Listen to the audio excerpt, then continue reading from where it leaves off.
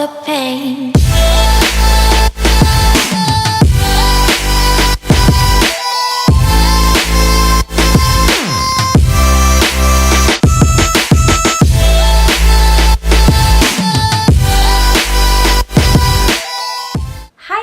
Welcome back to my channel. So today I'm going to show you how I did this AZTEC look, and this look is actually pretty easy to do. So yeah, if you want to see how I did this look, then keep on watching. So as usual, we're starting off with a primer to make our makeup last all night. And today I'm using one of my all-time favorites, the Smashbox Photo Finish Primer. And this is a silicone-based primer, so it will make your pores look a lot smaller, which I am in desperate need of. We are then moving on to the foundation, or foundations in this case. And it's a mixture of a serum foundation from Bare Minerals, MAC's Pro Longwear Foundation, and Milani's Perfect 2-in-1 Foundation. And I just simply mix them all on top of my hand and then applying it with a damp beauty blender. Next, we're applying some concealer, and I will be using my oh so beloved MAC Pro Longwear Concealer in the shade NC20. And this shade is also kind of a highlighting shade for my skin tone, which is awesome in any other situation, but in this one it didn't really matter because we're going to cover up a lot of our base with paint later on anyways. And I'm also applying this with the same damp beauty blender.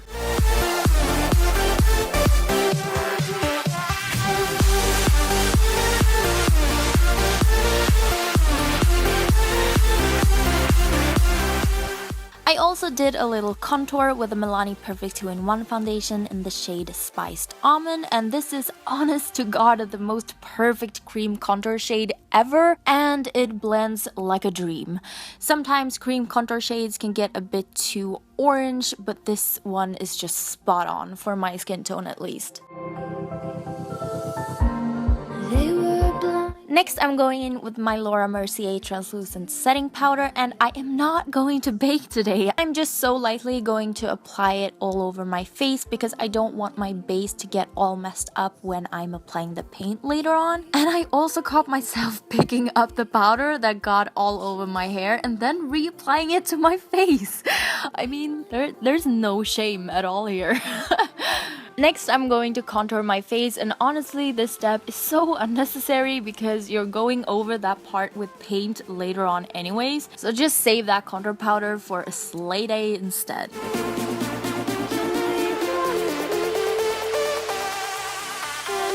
Now, before I apply the paint, I just needed to set the face with some setting spray. So I did use my do-it-yourself one. I will leave a link to that video down below if you want to check it out.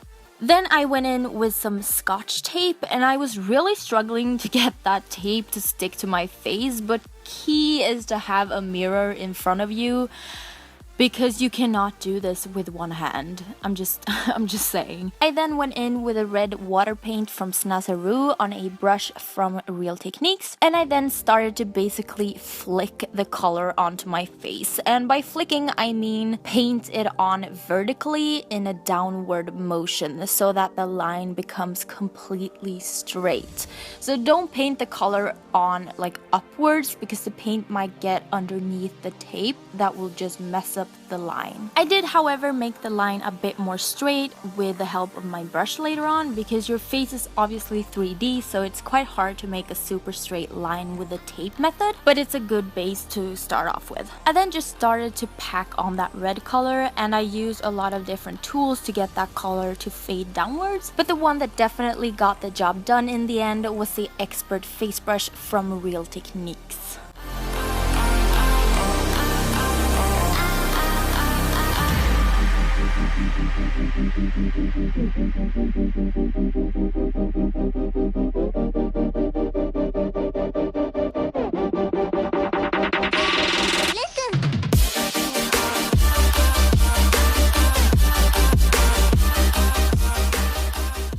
I then figured that I had to set my eyelids and my under eyes with some kind of powder because you obviously don't want to crease. So I used the second red shade from the Morphe 35C palette, and I actually ended up using the red shadow all over the paint itself. So for the next part, I will be using a yellow cream paint, but in a stick. And I got this because the yellow water paint was completely sold out at my local Halloween store. So random, I guess someone is going to paint their whole squad as chickens for Halloween. So I just drew this on, and honestly this stick was horrible to blend out. It was almost this waxy consistency, so weird, but I made it work.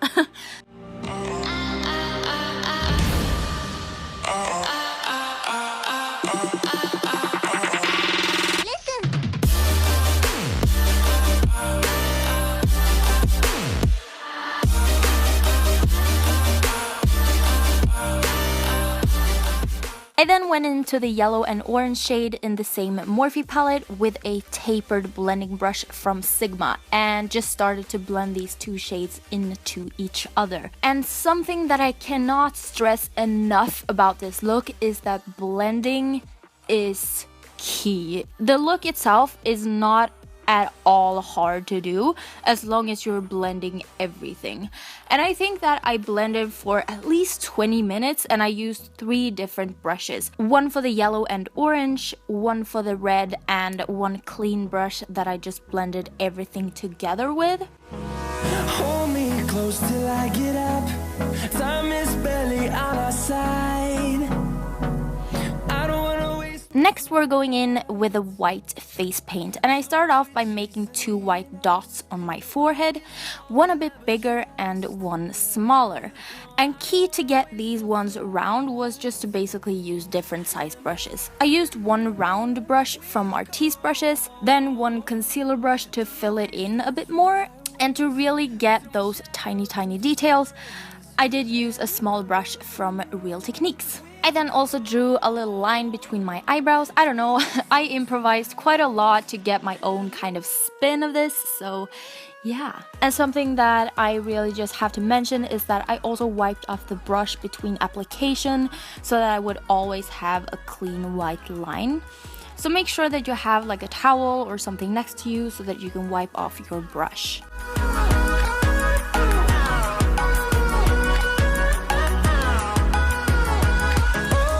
I then did a couple of dots above my eyebrows with the other side of my brush. That's also a really good trick because it will make the perfect small dots. No, I don't want no rest. Echoing around these walls, fighting to create a song. I don't wanna miss a beat. And I also made some small dots down my neck because why not? And I could not stop myself from doing some perfect fleeky eyeliner wings today either, so I went in with my NYX matte liquid eyeliner to do that today as well.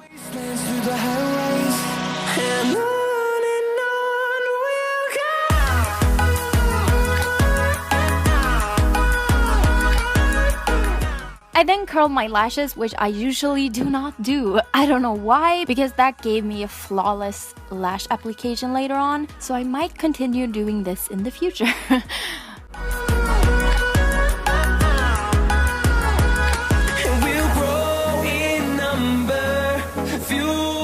And then I applied some Lash Sensational mascara from Maybelline to prep for lashes. And while my lash glue was drying, I wanted to apply some liquid lipstick.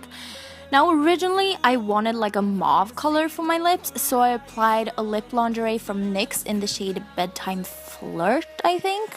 But while I was applying my lashes, I just didn't like how the lips looked next to the paint job, so I did end up wiping that off. And then I went in with a Soar lip liner from MAC. That's like a rosy nude color that just looked so much better with a pink kind of color that peeks through in the paint, in a way. I then topped it off with MAC's lipstick in the shade Myth to get that really nude color. And I then blended it all together with the same Soar lip pencil.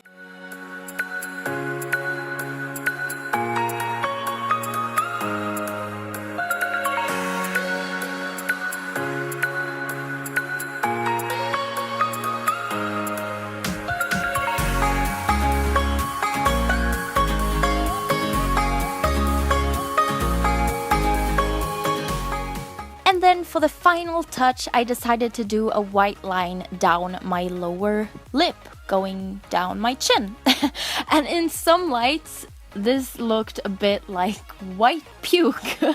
But I saw this on a try picture on Pinterest and it looked so cool. Like, I don't know, I assume that all of you will drink some kind of fun beverage on Halloween, so I would recommend you to skip this step because no paint will stay like that an entire night. If you're not using like a white liquid lipstick to do this, then maybe you could get away with it.